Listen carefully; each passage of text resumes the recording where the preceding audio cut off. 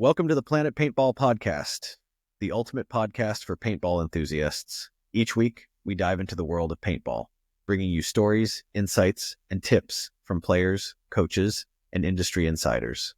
Sponsored by 1023 Sportswear. Looking for high-quality gear that performs as hard as you do? Check out 1023 Sportswear. And as a listener of the Planet Paintball Podcast, you can get 20% off your order with the code PLANETPaintball. Suit up, save big, and play your best. All right. Welcome to the Planet Paintball Podcast. I am here with JJ Roth of Miami Effect, making the comeback into the semi-pro division this year, debuting at kind of where Miami Effect ended, if you will, in a certain way. Yeah. We're kind of picking up where it left off. It's Tampa is kind of It's interesting. That's where we're starting out again. So, for sure. Yeah, it's very serendipitous, I think, for the franchise. So Agreed. Gotta say, I didn't have a favorite. Well, I had the Bear Ridge guys, but I hope you guys, if Bear Ridge can't win, I hope you guys win it in the semi-pro, because that would be a really cool story. Yeah, of course. So, well, tell us how you found paintball, man. Geez, I mean, like everybody, banging around in the woods with a tipman, doing the birthday party thing, and it never really caught on for me. I just wasn't a fan of woods ball. And then I discovered, I think it was Push, the DVD, and seeing tournament paintball, and for me, it sort of legitimized it as a sport. Because now you've got teams, you've got uniforms, you've got referees, you've got an arena. Because I grew up playing hockey. I mean, I'm Canadian, so I was born on skates. You know, I played university hockey. I played professional hockey. So I've always been a team sport guy. And when I saw that you could shoot guns in a team sport, I mean, I wanted to try it. So I'm from Edmonton, Alberta, so home of Impact. I kind of started hanging around the field.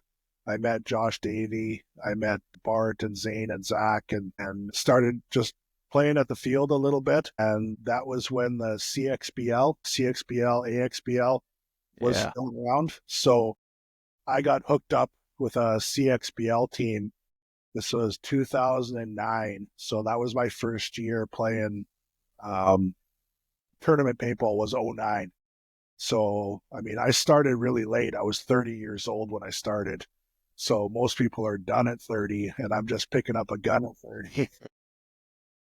So yeah, I got started playing CXBL in 2009, fell in love with it immediately.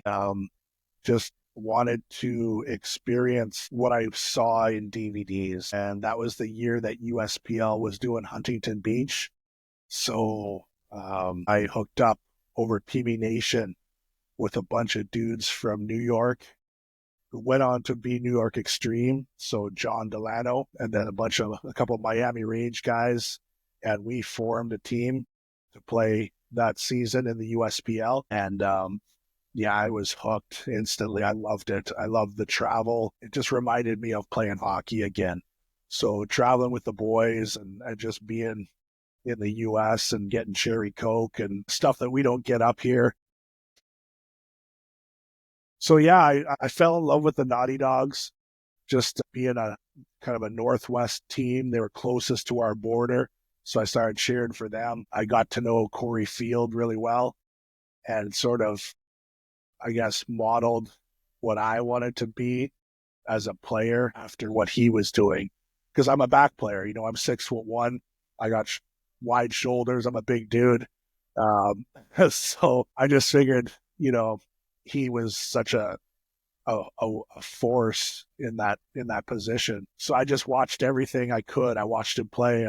I started to annoy him and message him, and I made him come watch my games in the MPPL, and got to know him really well. And he kind of just guided me on, you know, these are the things you need to learn. These are the skills that position. If you know these skills, you can play that position really well. So yeah, played that season, got invited to Oregon in 2010 to try out for the Dogs. Ended up playing semi-pro NPPL with them eventually that season. And I made World Cup we had a team PSP. So that was my first pro event. Okay. World Cup in 2010 with the dogs. Then Rocky and Raymond folded the team after that.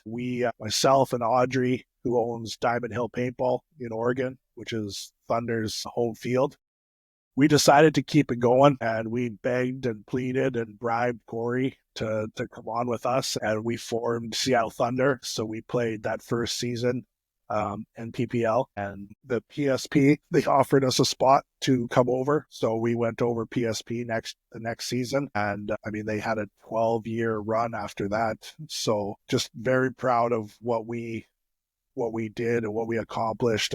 We had no money. We had no funding. We, begging, borrowing, hamming, hustling to make it work. But, we made it work, and we had a lot of fun.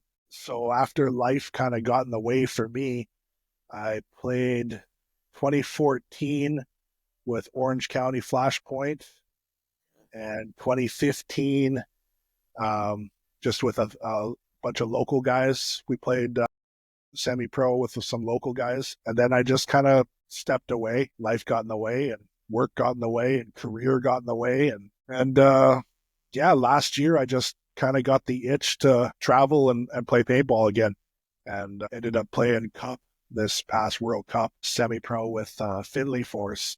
Okay. So we hooked up with Jimmy from Uprising to help us out with that, and that sort of sealed the deal for me. I just remembered what I missed, man, and I had so much fun, and I actually ended up in the hospital Saturday night at Cup. Yeah, dude, I was in emergency in Florida.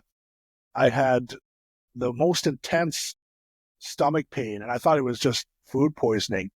So I actually got into emergency, and they did a CAT scan, and I had a gallstone blocking my gallbladder. So they wanted to do, yeah. So I was in the hospital for 10 hours, and I think I have a $30,000 US bill. That sounds about right.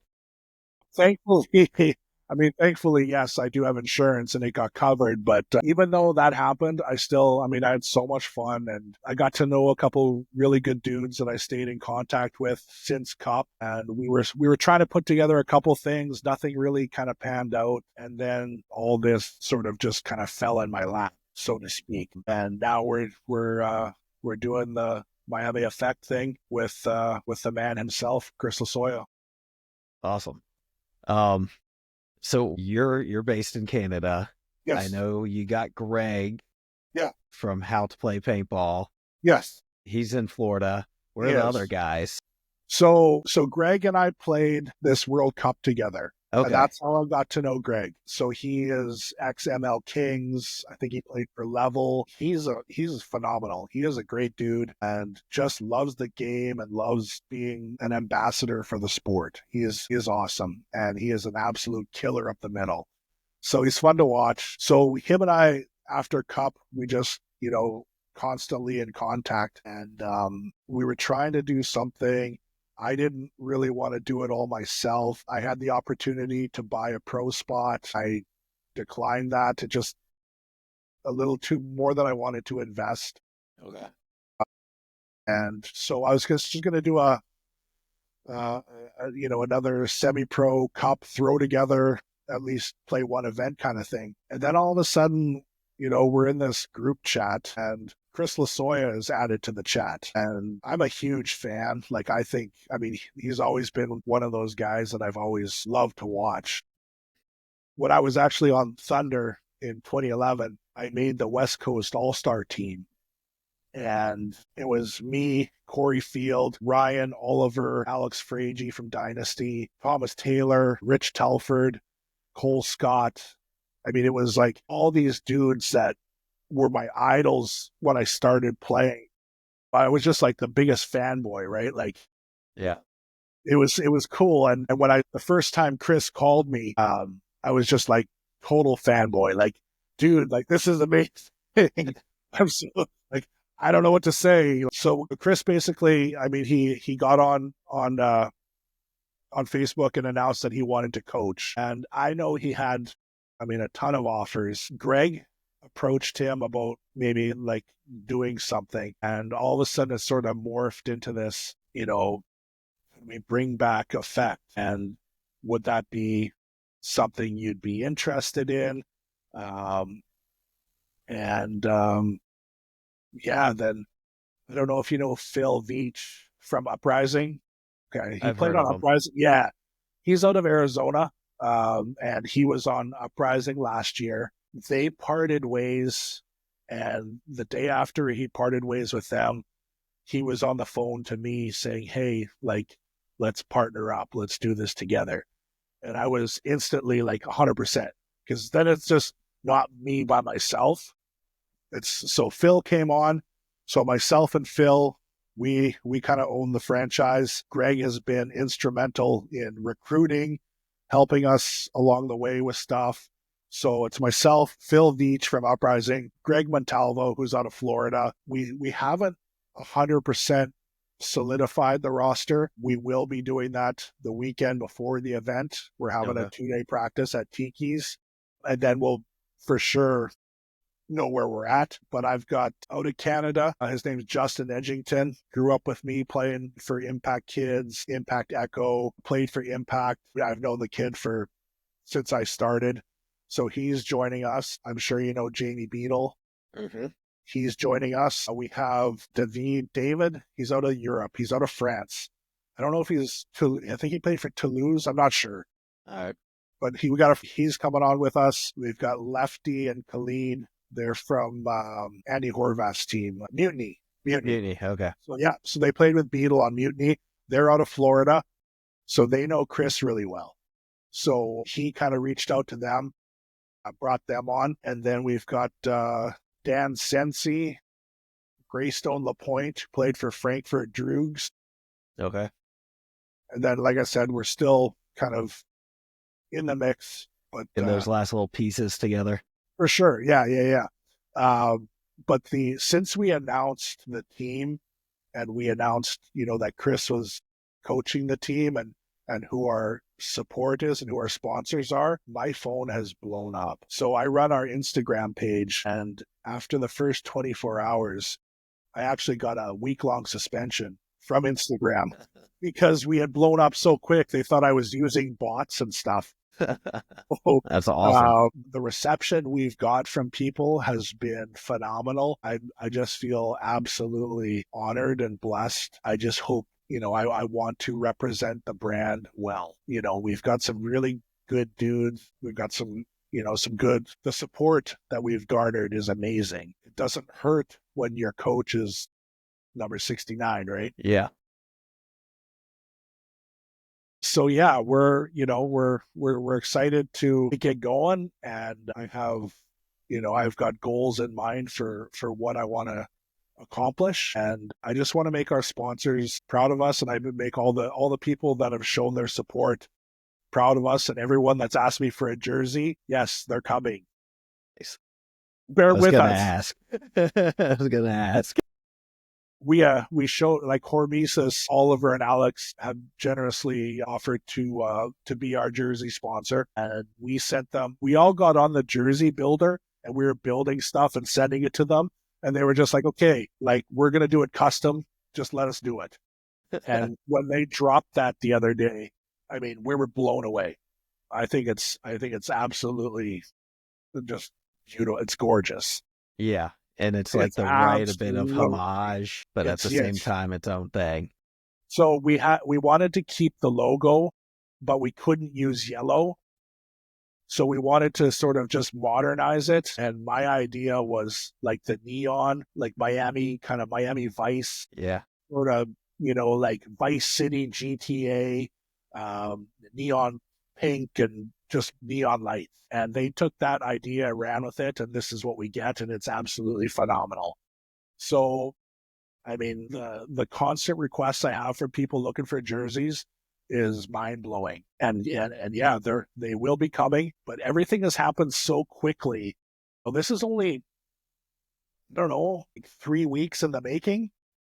So this just came together, and it's just been nonstop since that. We we got hooked up. We're with Planet Eclipse, so they've generously brought us on. We just got our guns last week, so the guys are just starting to get into those. So we're shooting Planet Eclipse. We're a Vulcan team, so Gino from Vulcan, and then Travis Lemansky from Pro DNA has come on board. So we're Pro DNA powerhouse. Hormesis is doing our jerseys. We're doing Push paintball goggles, and we are sponsored by ProPeptides.com, which is one of Phil's companies, and Arizona Sports Medicine. Okay. So yeah, we've got some heavy hitters in the industry getting behind this whole thing, and it's very, the support is mind blowing. Because I remember, dude, when I started Thunder and I had to borrow, like, we didn't have a gun deal. We actually signed a deal with Alien, and they sent us guns that they just didn't work. They didn't shoot. They leaked and didn't shoot. So we sent them all back, and we had no gun deal. We went to Huntington Beach with basically what we had in our gear bags. We ended up talking to Bob and Zach from Bob Long, and literally wrote a deal the morning of our tournament. So yeah, it's a little different animal this time around. And I attest that 100%, obviously, to Chris. He makes one phone call and stuff happens. We did the right thing. Chris reached out to the last owner of the franchise and made sure that they were cool with what we were doing. And 100%, it was all, we didn't just jack the name. We do have permission from the OGs to do this. So yeah, I want to make good, make good on the name and make good on the history and keep it going and just have some fun again. So that's awesome. That's kind of where we're at. Oh, I think it's really cool that you guys also reached out to like the older guys that last had it to, get the stamp of approval. I don't know how much that happened. We weren't going to just take it. Chris has been very involved in, this is the way it's going to be done. And this is a franchise. It's his name on the line too, right? He's behind this project 100%. So he said, this is the way we're going to do it. And they say yes, then we do it. If they say no, then we don't do it. It was, so now we just have to live up to that name and be a good ambassador and a good steward of the continuation and the resurrection, I guess. So I know you got a lot of fans already, and it sounds like you got a really good core coming together for it. I'm very proud of who we have. I think on paper we look decent. I think we have 7 of us that have played pro, and then we have some semi-pro guys and some divisional guys that we're bringing along. But I think our core is just good people and really just love this stupid game we play. And we're all hooked on it, and we all just love the people, the industry itself, and just, I want us to be good ambassadors, right? Like, we're going to start a divisional team, so we're going to get going as well. And I've instilled in all my guys that be approachable. I want you to rep our brand, and when people come up to you, talk to them, and be that team that people like, and that people want to get behind and people want to support. Like I said, the reception that we've got in the first few days of being on Instagram is mind blowing. I'm at like 700 followers in the first whatever days. It's just, the messages are all just so supportive. There was one dude that hates our jerseys. He thinks they're gross. There's always one. Yeah, we've had one guy, and he hated them. Whatever. We've got probably 50 or 60 pre-orders. So that just goes to help us pay the bills. And it shows Hormesis that they're backing a horse that, is gonna look good on them, right? So the one guy that hates our color combo, sorry, man. I think it's awesome. Sorry. As soon as I saw it, like Miami Vice, Yeah, exactly. We've got another logo kind of in the wind right now, and it's a very like throwback to East Miami, and I think we're gonna do something cool for Cup with like a really kind of fun jersey. Whether we do it for a jersey or maybe just merchandise, we've got a really like it's that we got built, and yeah, it's gonna be a good time. So if people want to pre-order the jersey, do they just message the Instagram right I now? would say that's probably the easiest. I mean, we do have one of our guys working on a web store, Okay. so I think that'll be up probably by Tampa. Okay. Everything's come together so quickly that we just printed enough for ourselves. Like I have one. I don't even have a spare, right? So I gotta find a laundry machine. So right now we don't have any extras. We just wanted to get the ones done by Hormesis in time for the event, and then we'll go from there. We do have a bunch of soft goods, tank tops, hoodies, dry fit stuff that one of our guys had done. So those will be at Tampa. And if you want something from us, just find me. You won't be able to miss our jerseys, that's for sure. So just find one of the guys and find Chris, track down his ponytail and just come talk to us. But as for the actual jerseys, it's coming. So everybody that wants one, I will happily get you one. Just bear with me. Awesome. Wow. You gave me a lot to unpack there, man. Hey, this will probably come out after the series is done, but tomorrow night's a big night for Canadian and It US is. hockey. Yeah. It is. Yeah, it is. So, like I said, I've been on skates my entire life, and I'm obviously a proud Canadian. So I will be definitely glued to my couch for that. Then Saturday I fly out to Mexico for a vacation for a week, and then it's Tampa time. Yeah, it's right around the corner. Yeah, man. You said you played pro hockey. You mind taking us through that? Like that's, you're a really elite level athlete, the few and Uh, far that got to get to that level. yeah, I mean, I made it to that level, and the only reason I made it to that level is because I could fight, and Okay. You, it you is it didn't is. force it. Yeah, so I mean, when I was playing hockey, I mean, this is 20 years ago, more than that. So I played university hockey here in Canada, played junior hockey here, and I went to just kind of an open tryout. They basically get a few minor pro scouts in the stands and see if there's any hidden gems. So a couple of us went to this thing, and I mean, I'm 6'1". When I was playing, I was about 240. And yeah, I mean, all I did was hit people and fight. And yeah, I got to go to a couple minor pro tryouts and play some preseason stuff, and then dislocated and uh, tore my rotator cuff, and that kind of ended the hockey dream, so to speak. And then just played in Canada, playing senior and divisional stuff, and now just a beer league guy talking about the days that were.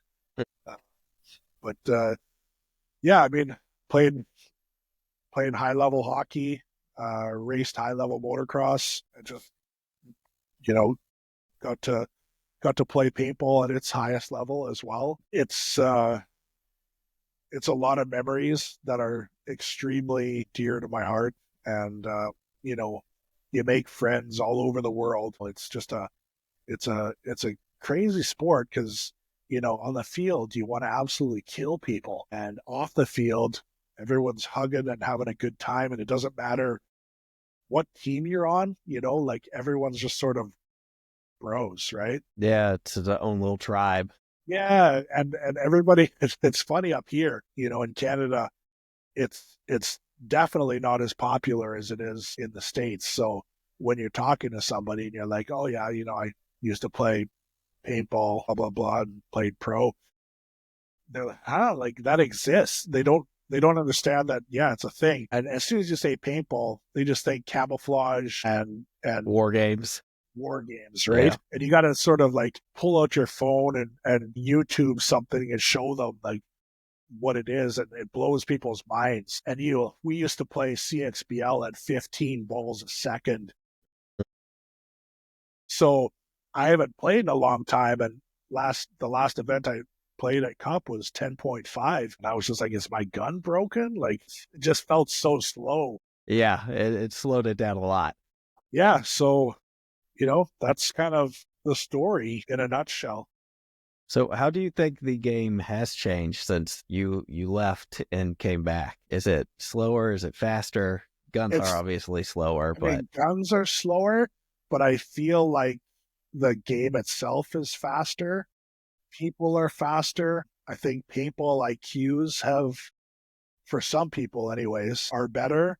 And it just seems like there's more sort of people studying the game, learning how to move and learning, it's not as much of maybe a just run down the field kind of thing as it kind of maybe used to be. So, yeah, I think people are more paintball smart, if that is, but it's still, it still felt the same. It still felt the same as when I left it. I mean, bunkers have changed a little bit. It feels like they're getting a little more creative with field layouts and trying some different stuff and try to make the game. I think they're trying to make the game faster. I think they're trying to make the game more interesting to watch. They're trying to make it so you can't just dig in and have these really long points where nothing happens. So kudos to them to make it sort of more spectator friendly, where people are enjoying being in the grandstands and enjoying watching it. It just feels like it's being catered to being more fun to watch. Yeah, that's, for what it's worth, that's my I agree with you. I think having more bunkers on the field makes moves easier, opposed to the old 25-piece kit X-Ball that we used to play. So what CPXL teams did you get to play for? So CXBL West, I started out with Fort Smith Swarm. Okay. Which was, man, these guys didn't, like, they're from way up north, like way, way, way up north. And they'd never played tournament paintball before. They didn't even know that their guns had a ramp mode.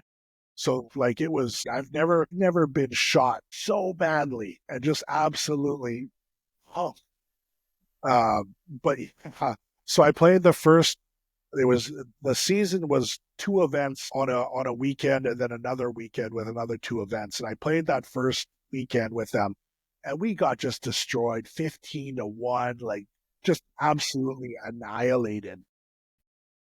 And the best team in the league was all these impact kids. And they're like, dude, like, just quit, come play with us. We're going to win it all. You'll never get shot. It's going to be way more fun. And I was like, I want to so bad. But I felt this, so I stayed with Fort Smith, played the second event. Again, just got demolished. But that, I figured if I could get absolutely obliterated and still have fun, it's a good game. So ended up owning a franchise in the CXBL, the Spruce Grove Militia. Okay. And it was just my buddies and Jim Hillman. He's a local guy here. His son joined up with us. So Jim and I kind of had that team together and we just recruited all the local. We had a bunch of the impact kids and some of the 118 guys that I kind of grew up with playing, and it was so much fun. We had such a good time. Justin Schwartz from Dynasty, he played that year with one of the other teams. Okay. Lasoya's played in that. Who else? Paxton's played in that. So there's been a lot of big name OG US guys that have played in the CXBL. So I did that for a bit, and yeah, that was a hell of a time. It was a lot of fun. Yeah, they held out with True X-Ball the longest, right? Yeah. 15-minute halves, 15-minute penalty house, boxes. penalty boxes, 15 balls a second. Like that was the last event that I played. That's what we ran. And unfortunately, yeah, that it went away, and I wish it was still around, because that was absolutely just chaos. It was so much fun. Yeah, everyone who got to play it tells me it's 100%. If you got to play best. CXBL or AXBL, like you'll talk about it forever, because it was just badass. It was cool. So when did you start making the trip down to the States? I'm assuming kind of in search of that pro spot. Honestly, like when I started playing, just the way I am, I wanted to experience the highest level of the game that I possibly could. I wanted to experience like the stuff that I was seeing in the DVDs, in the serial killer, in the push, in the, I wanted the war of attrition. I wanted to play those type of events. And up here in Canada, it's so small. I just felt like in order for me to enjoy the game to its fullest, I had to play in the States. And I just kind of always sort of go my own way and do my own thing. And, that's how I hooked up with the guys from New York and Miami, and doing that. It just, yeah, from there kind of spitballed into traveling to Oregon every month to play and to practice. I mean, and just get absolutely killed by, like, I don't know if you've seen some old Naughty Dogs footage. Yeah, I got Push on VHS. Yeah. So I just remember practicing against, they would literally put the semi-pro guys against all the pro guys, and they just wanted to hurt us, like absolutely.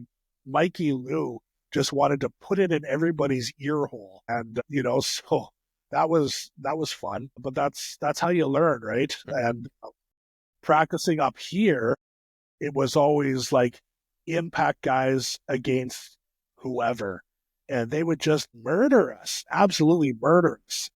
And then once I started playing more and getting a little bit better, then I got invited to play with the impact guys and murder everybody. And then it's like, yeah, like now I've made it, right? Mm-hmm. As far as the local scene, I've made it, because now I'm playing with Zach and Zane and Josh, murdering all the divisional kids. So it felt good, that transition from getting absolutely pumped to being on the other end of things. It was awesome. But yeah, just started traveling for practices, and then Audrey opened up Diamond Hill Paintball for Thunder as their home field. And then we would travel to Dave Baines's field in California, practice there, and yeah, just kind of went from there. And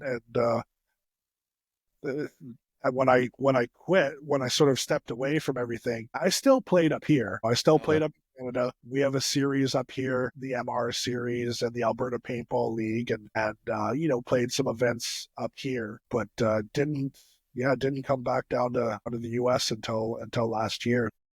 9 seasons or 8 seasons. But, yeah. It's a long time. Yeah. So I thought I was retired. I was done, like completely done. And then I don't even know why, just all of a sudden I was like, I really want to play Cup. I want to go to Cup once more, and I want to just see my friends and see the people that I miss hanging out with, and just experience it once more. Now, I mean, this year I'll be at all 5 events. Yeah, I guess I'm back in it. Yeah, you kind of dove in head first, didn't you? A little, but no, it's really exciting. I think all of us are just really excited to get going and have some fun. What's one of your favorite like paintball memories? Which is obviously at first pro game, that would have been Naughty Dogs against the Iron Men. My first point was a penalty point, so we started shorthanded, and I just remember just getting absolutely slaughtered at the end by myself. But I think that was obviously, for me, just a huge core memory. I think that first tournament taste was, sticks with me. I still remember my very first point ever. The All-Star game in 2011 is, getting to play next to the guys that I watched on video constantly was cool. I was actually watching the old webcast a little while ago, and there's a part where I'm standing with Oliver, and he's got a clipboard, and he's basically showing me like where he wants me to lane and then which bunker he wants me to bump to.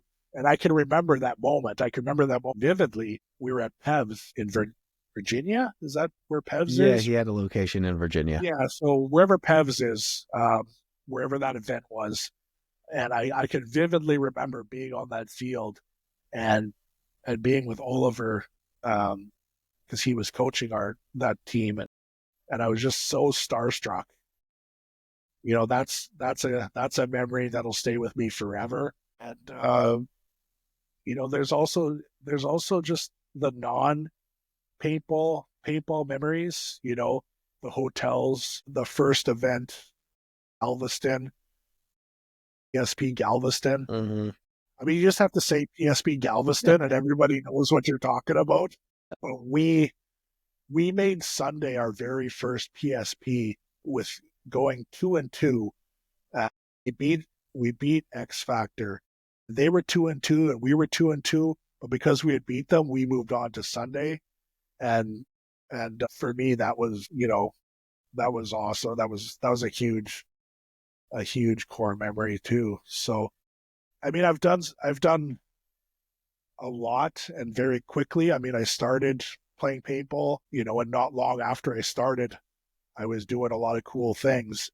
So my trajectory is a lot different than a lot of people's.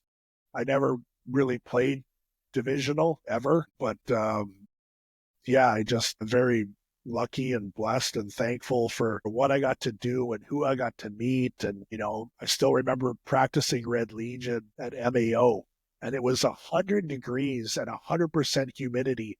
And I'm Canadian. Like, I don't do that weather. And practicing Legion was like point. Like, they never stopped. And I'm in the back 40 throwing up, and my buddies beside me throwing up, and it's just like just lots of just random memories that will stick with me forever. And I hope that this new adventure with Effect and with the co-ed with Chris will add to those good memories. So, because that's all we have, right? Yeah. At the end of the day, at the end of the day, it's what did you do with the time God gives you? And I just want to do cool shit. Oh, and as Maddie Marshall likes to say, if the last story you're going to hear is your story, you better make it a good one. Yes. And I think, I did a podcast a couple days ago, and it was for a dude up here in Canada, and he didn't really know who I was because he kind of started after I got out of it. Mm-hmm.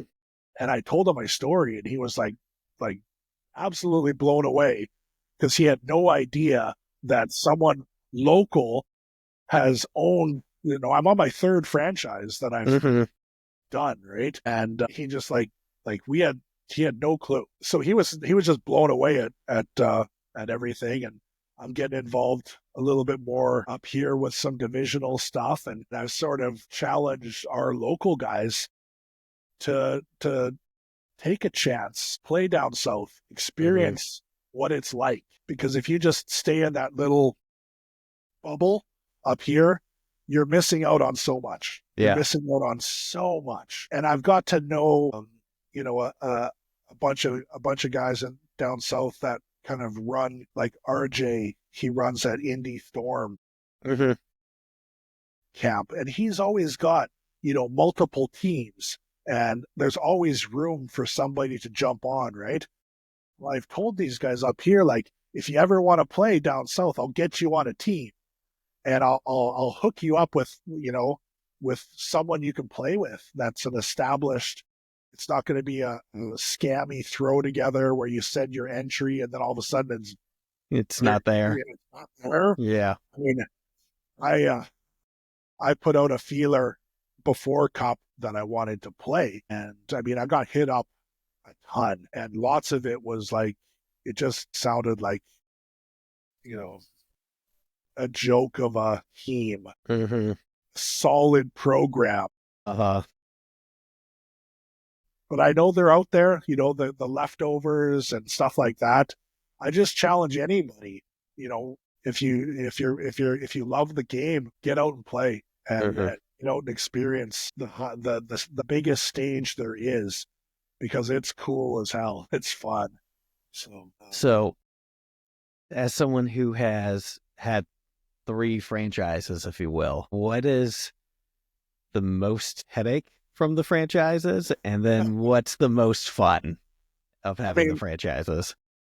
Headache is always monetary.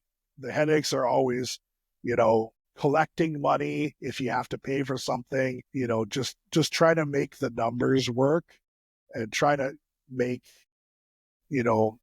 just everything come together, is always your biggest hurdle, your biggest headache. Commitments from players, is always tough. It's 5 events, it's a big commitment. It's a lot of travel. Yeah. It's even with sponsors and even with entries and paint, being covered and stuff, it's still expensive. This is still a very expensive sport. And, so I think that's always going to be the biggest headache. The most fun is definitely seeing something that you envision taking shape and then becoming a reality, and then just seeing your personalities come together and new friendships, new bonds being formed. For me, that's everything. Like, I mean, the friendships that I made at Cup with Greg and Phil, Blake and Nick and the Finley guys, those are probably friends for life. And, anywhere I go, I probably know somebody. If I want to go to Florida, I could probably call somebody and hang out. If I want to go to Texas, if I want to go play paintball at a field in Georgia, I mean, I've never been to Georgia. I barely know where it is, but I'm sure I could go down there and, get the warmest welcome and jump on with who knows what and have some fun, play some points and make some friends. Like, to me, that's just the spirit of this game that we love. And as a team manager or whatever I am now, I'm excited for that again. I'm excited for the guys on my team that I don't know yet and getting to know them. Sitting around at our Airbnb and just learning who they are and, telling my story and getting to know theirs. And to me, that's a lot of fun. Yeah. Yeah. Yeah. I love that. It's the adventure. The adventure, dude. Just, this stupid thing that never stops. Just interacting with all these people that I don't know. I've never met, maybe never will, but just the support. And I keep getting cool pictures, people sending me pictures of them in their old effect gear that they've found. And one of the guys has an old pair of effect chinos that he's giving to one of our guys, and he's like, "You can have them, man. I'm just stoked. Like, you guys are back." And I hope that over the course of this season, over the 5 events, that I meet a ton of new people. People see the effect jersey, they see my name, and they're just like, "Yeah, I'm just going to go." I hope they come and say hi. I hope they come and be like, "Well, that's that Canadian dude. Let's go to say hi." So come up and say hi to JJ, guys. Yeah, come up and say hi, and because that to me is that's what this is all about. So I'm pretty stoked on just kind of being back, and my role obviously has changed. I'm way too old to be playing. My body's way too broken. but hopefully I'll get a spin here and there. Yeah, but for me, it's all about just getting it all together, making it happen. Awesome. Well, welcome back, man. I think Paintball is Thank you, lucky sir. to have you back in it. I hope so. So, hey, well, we got time for a little bit more, right? You got time? Okay. Yeah. So, what's the farthest you've traveled for paintball? I haven't left North America. I did get asked to play in France. The guys from the United Paintball Federation wanted me to put together a Team Canada thing, but it was last minute, and I just, I didn't think I could really get it together and do it. Jamie Beadle obviously has asked me, offered for me to play in Europe as well. But yeah, I guess for me being in Northwest Canada, the furthest I've traveled would be Florida, because that's literally the absolute opposite end of where I am, because I'm all the way this way and all the way that way. Yeah. Yeah. Where's a stop you'd like to see added to the circuit in 2026? Jeez, I think I know that they don't like doing West Coast stuff because the attendance is always poor. So monetarily speaking, the East Coast stuff seems to be, where they make their money. But I mean, I don't know much about the Southeast, U.S. I haven't been to a lot of places, but I would love to, like, what do we go when this year we're Atlantic City, then Ohio, Texas, and then back to Florida. So yeah, throw something in the mix. Let's go to Tennessee. Okay. Let's go that. to Nashville. Yeah, let's go to Nashville, right? Nashville would be fun. Yeah, let's go to Chattanooga. Let's play where CEP, Robbie Goldsmith. Let's go see him. Or I don't know, where's another good what's a good state? What's a good fun state where the weather is decent? Arizona. I'd like to see Denver again. Colorado would be cool. Yeah, midsummer. Colorado would be cool. Colorado. Yeah. And lots of flights into Denver. Yeah. So yeah, I liked when we played in Phoenix. That was awesome. Because okay. Phoenix is always good weather. I wish they would keep Vegas. I wish they would keep that event. And honestly, I mean, as much as I know it won't ever happen, I think a Canadian event would be cool. It would be cool. It would be cool. I would want to travel for that one. I think if you put it at the right point in the season, everyone can go get their passport and it's not an issue. So, I mean, there's some beautiful fields in BC, Lower Mainland in Vancouver, Kelowna area. We've got some really good fields in Alberta. Yeah, I would love to see a Canadian event, which I know won't ever happen, but it would be cool though. Yeah, it would be cool. It would be cool.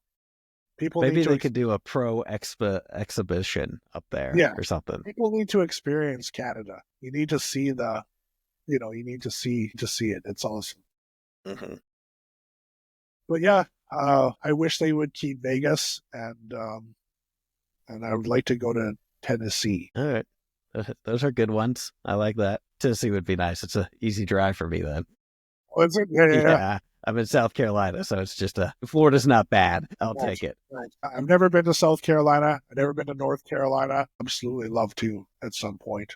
Yeah, I guess they probably had moved the MAO by then, because we had it for a little bit right outside of Charlotte. Yeah. No, I never, before my time. Yeah. Well, cool, man. We're right at an hour. Why don't you shout out the people that are supporting you again? Anything that I might have missed that you want to mention?